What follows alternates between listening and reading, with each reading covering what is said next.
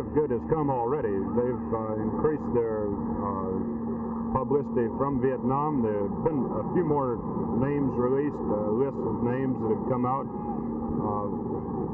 We feel that this is a direct response to the public pressure. More open talks on the subject in Paris, not really open, but more so than before. The Vietnamese have at least mentioned it. That's a change. During the time that you were in a North Vietnamese prison, did you ever think about there being possibly a raid such as was conducted recently in North Vietnam in a prison camp? I thought that it might be a possibility. I even thought about it before I was shot down when I was in Vietnam, if there was any way that we could possibly get men out by going in and recapturing them, so to speak, and bringing them out. The prisoners then look forward to something like that taking place? You've got to have something to hang on to, yes, hope. And that's all you have, is hope that somebody is concerned enough to risk their life to save yours.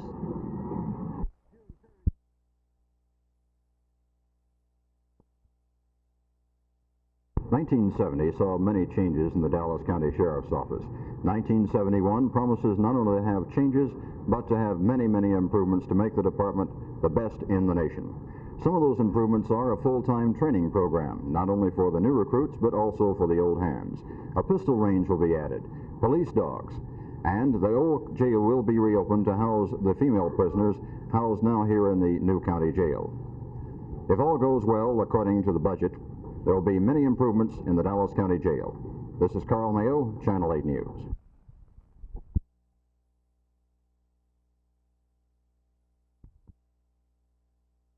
I think it would be wiser to wait for redistricting until we have all the final census figures as nearly correct as they are going to be. Because if not, we'll redistrict and still won't have the apportionment proper as it should be. If that were to be the case, then we'd have to do it all over again. Dallas has grown considerably since the 1960 census, and there has been a population shift. Is there a chance we could wind up with 13 council members instead of 11? Yes, that's certainly a possibility. I've always thought that if the council isn't composed of a large enough number of members, that the possibility exists that representation might not be as accurate and satisfactory as if it clearly follows the needs of increased and shifting population. It also has the advantage of making available more members who can be assigned to useful work.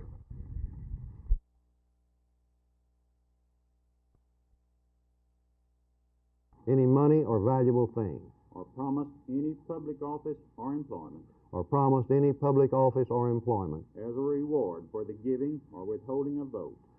As a reward for the giving or withholding of a vote. At the election at which I was elected. At the election of which I was elected. So help me God. So help me God. Congratulations. Thank you. I, George Richardson, do solemnly swear. I, George Richardson, do solemnly swear. That I will faithfully execute the duties of the office of County Commissioner, Precinct 4 of Tarrant County, Texas. I, Robert L. Mabus, do solemnly swear. I, Robert L. Mabus, do solemnly swear.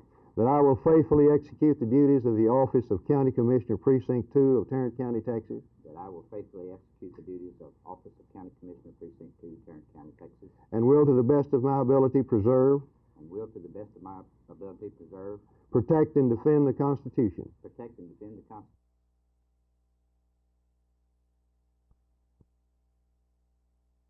And, you know, they talk about the Jesus freak, and it gives you an entree to discuss the person of Christ today that you could not discuss with young people 10 years ago on college campuses or off college campuses. Do you think then that with the resurgence of religion and belief or following of Jesus, that the hippie culture is leaving us? Well, I don't know that the hippie culture, all depends, that admits to so many modifications of interpretation. To many people, if a kid has long hair, he's a hippie, which is not necessarily so. I think that we're never going to have a return to the mode of living that the young people maintained, say, 10 years ago. But I do think that there is a revival taking place. In fact, I would say there's a moral dualism. You have, of course, an intensification of hardline activism, but you also have more turned-on young people for Christ than at any time that I can remember.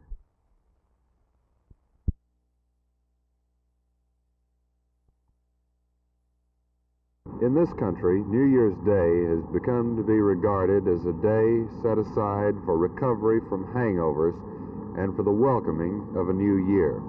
However, to the millions of Catholics in the United States, it means something else entirely.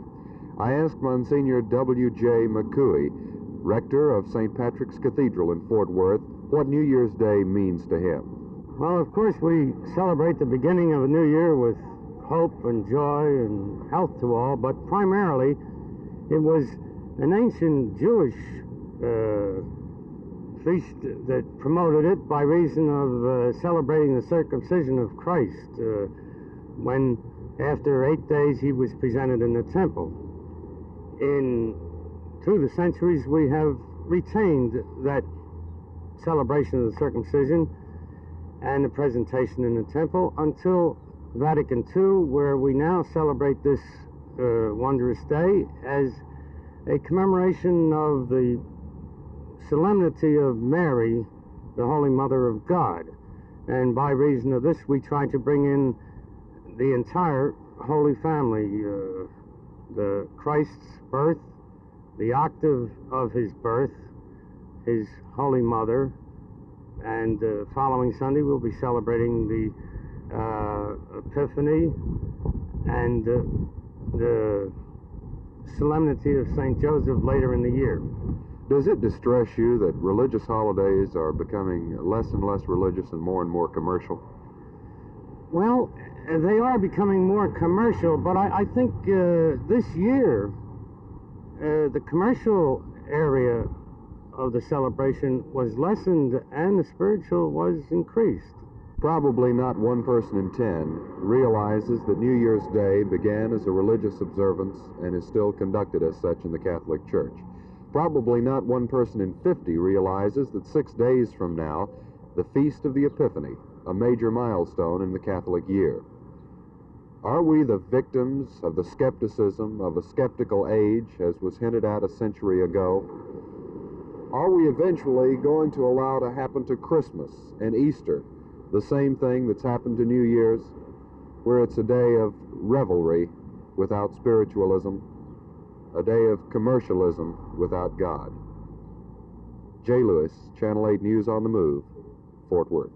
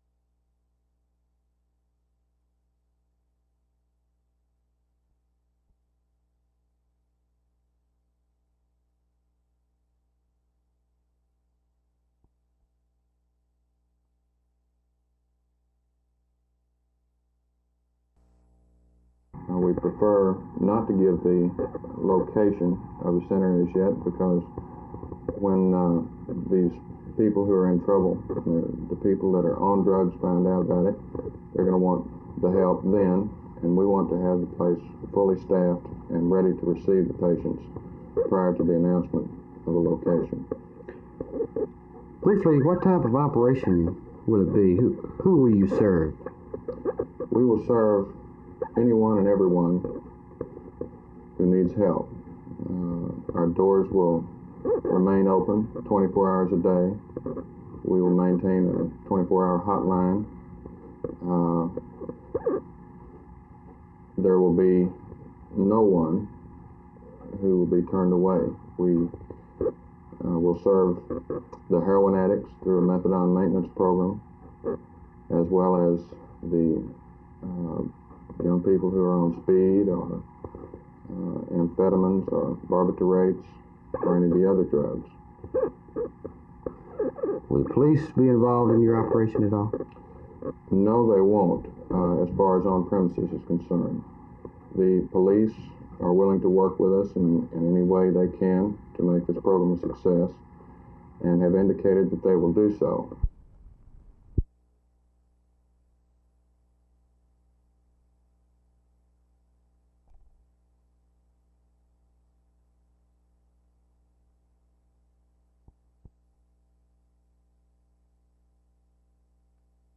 First, Loop 9, of course, will run through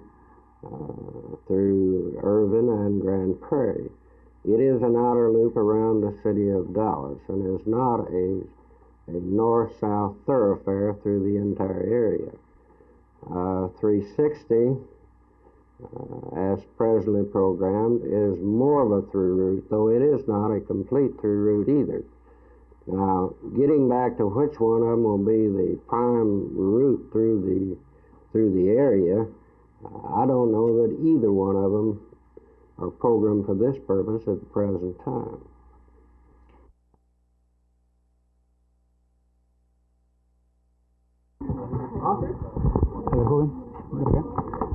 ¿Y tú cómo te llamas? Carlos. ¿Carlos de qué? ¿Carlos qué? Banda. 24.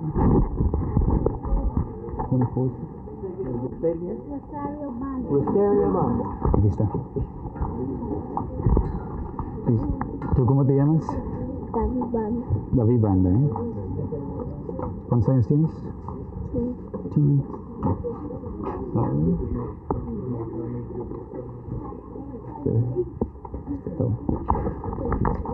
¿Y tú cómo te llamas? Carlos. ¿Carlos de qué? García.